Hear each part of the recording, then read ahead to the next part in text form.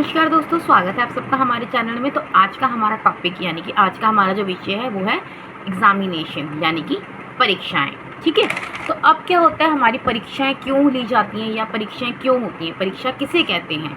तो देखिए, परीक्षा जो होती है वो हमारा एग्ज़ाम लेने का जो पैटर्न है वो बहुत पुराने टाइम से चलता आ रहा है, बहुत प्राचीन मेथड भी है ये। ठीक है, लेकिन वर्तमान समय में इसको परीक्षाओं के नाम से जाना जाता है। तो अब परीक्षाओं में क्या होता है, हम पूरे साल बच्चे को क्या पढ़ा रहे हैं, जिस भी टॉपिक के बारे में कोई भी हमारा विषय होता है, मैथ्स हो गया, हिंदी हो गई, इंग्लिश हो गई, एसएसटी हो गई, साइंस हो गई, इन विषयों के बारे में हमने पूरे वर्ष बच्चे को पढ़ाया है, उसे सारे चैप्टर्स कराए हैं, सब करवाया है। तो उनका मूल्यांकन करने के लिए या उनका इवैल्यूएशन करने के लिए जिस मैथड का यूज़ किया जाता है उसे हम परीक्षाएं कहते हैं। क्योंकि परीक्षाओं के माध्यम से ही बच्चे के ज्ञान का पता लगाया जाता है कि बच्चे को उस विषय का कितना ज्ञान हुआ है। ठीक है, अब इसकी छोटी सी अगर आप डेफिनेशन में आप समझे तो देखिए, परीक्षा एक ऐसी विधि है जिसकी सहायता शिक्षक छात्रों के ज्ञान और कौशलों का जांच करने के लिए या मापन करने के लिए करते हैं। ठीक है, अब ये तो हो गई हमारी परीक्षाओं की बात। तो परीक्षाएं अब हमारी क्या होती है, पहले हमने इसका अर्थ बताना है, सारा कुछ परीक्षाएं क्या होती हैं इसका हमने पूरा अर्थ बता दिया। ठीक है, अब इसके कितने प्रकार होते हैं। तो परीक्षाएं हमारी दो प्रकार की होती हैं, पहली होती है निबंधात्मक, दूसरी होती है वस्तुनिष्ठ परीक्षाएं। तो देखिए, निबंधात्मक जैसे कि इसके नाम से ही आपको समझ में आ रहा होगा, ऐसे। ठीक है, निबंध यानी कि ऐसे टाइप आंसर्स या ऐसे टाइप क्वेश्चंस। ठीक है, या ऐसे प्रश्न होते हैं जिनका उत्तर आपको निबंधों की फॉर्म में देना होता है। इन शॉर्ट आप ये भी कह सकते हैं लॉन्ग आंसर टाइप क्वेश्चंस। ठीक है, इनके जो उत्तर होते हैं आपको लॉन्ग मतलब कि 5-5, 6-6 पेज या 3 से 4 पेज का इनका आंसर होता है।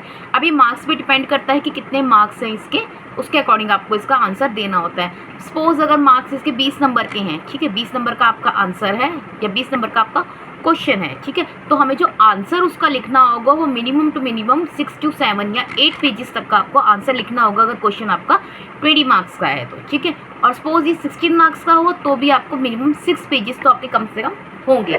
तो ये जो होते हैं, इनके जो आंसर्स होते हैं इन क्वेश्चंस के, उनके निबंध फॉर्म में होते हैं। ठीक है, या निबंध के रूप में इनके आंसर देने होते हैं, बहुत लंबे होते हैं।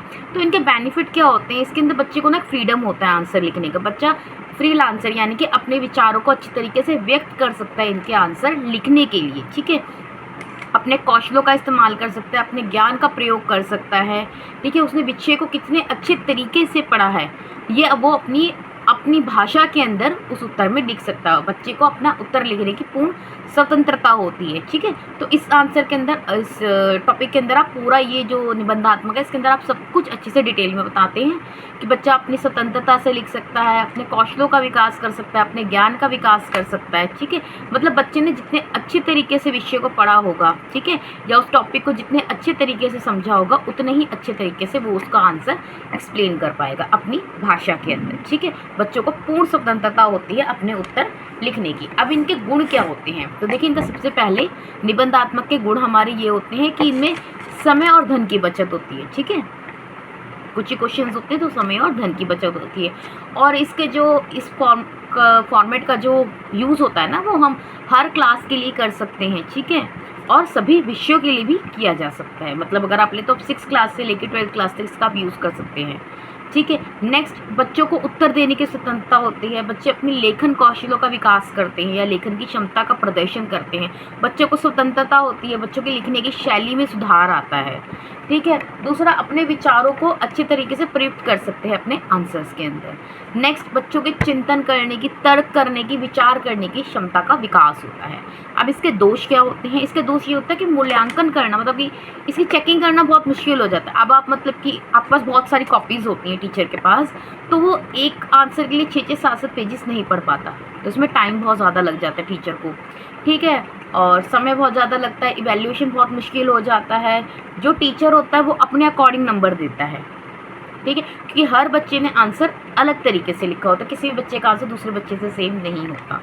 ठीक है, और मतलब कि आंसर बहुत लंबे होते हैं तो लिखने में टाइम भी बहुत ज़्यादा लग जाता है बच्चों को। ठीक है, बच्चे थक जाते हैं और बच्चों पे प्रेशर बहुत होता है कि आपने मतलब कि इस आंसर के लिए इतने तक आपको मतलब इतने पेजेस अपने कवर करने हैं। तो ये चीज़ बहुत प्रॉब्लम्स होती हैं इसके अंदर। और नेक्स्ट, इसका नेक्स्ट पार्ट होता है हमारा वस्तुनिष्ठ परीक्षा यानी कि ऑब्जेक्टिव टाइप। तो इनका क्या होता है, जो निबंधात्मक हमारी जो परीक्षाएं थी ना, उनकी प्रॉब्लम्स को या उनके जो दोष थे उनको दूर करने के लिए वस्तुनिष्ठ परीक्षाओं का निर्माण किया गया था या इनको यूज़ किया गया था।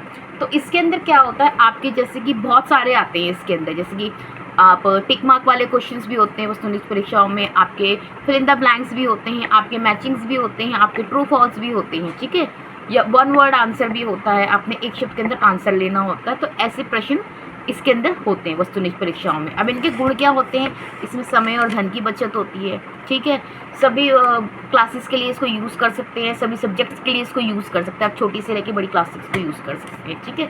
नेक्स्ट इसकी इसको बनाना आसान होता है, इसकी रचना करना आसान होता है। नेक्स्ट इसके अंदर क्या कहते हैं, जो टीचर जो जांच कर रहा होता है ना उसके लिए बहुत ईजी होता है, और टीचर अगर चेंज भी हो जाता है ना तो आंसर सेम ही रहता है, ठीक है, ये चीज़ होती है।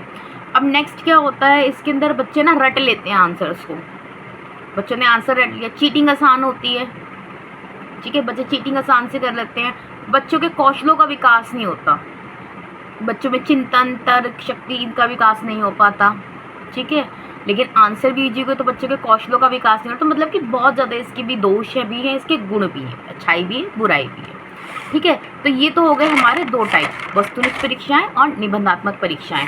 अगर आपसे क्वेश्चन आता है परीक्षाएं क्या होती हैं या परीक्षाओं के कितने प्रकार होते हैं, तो पहले अपने परीक्षाओं की परिभाषा बतानी है सारी, फिर उसके जो प्रकार हैं उन प्रकारों के पहले अपने निबंधात्मक परीक्षा वो क्या कहते हैं निबंधात्मक परीक्षा जो होती है उसकी परिभाषा लिखनी है, फिर उसके गुण लिखने, फिर उसके दोष लिखने हैं, फिर वस्तुनिष्ठ परीक्षाएं लिखनी है, उनके गुण लिखने, परिभाषा लिखने के बाद आपने उनके गुण लिखने, उनके दोष लिखने। तो इस तरीके से आपने अपने आंसर को कंप्लीट करना है जो आपके 16 मार्क्स के लिए आएगा, ठीक है।